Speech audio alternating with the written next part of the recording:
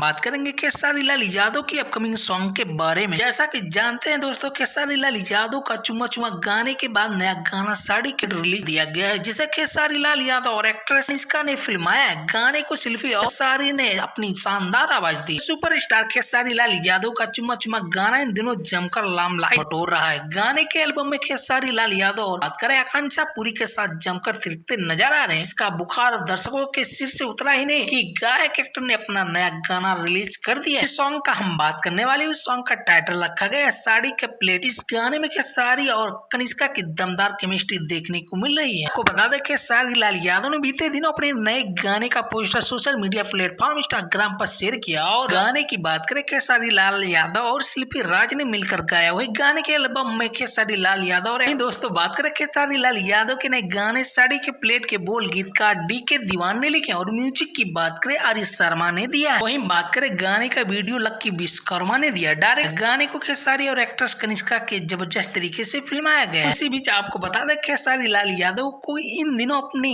Film राजा राम की shooting में व्यस्त चल रहे हैं। फिल्म का निर्देशक पराग पाटिल ने किया है। में खेसारी का एक सुपरस्टार किरदार नजर आ रहे हैं। दोस्तों अगर आप भी हैं खेसारी लाल यादव के फैन तो वीडियो को लाइक और चैनल पे नए हो प्लीज सब्सक्राइब करना ना भूलें।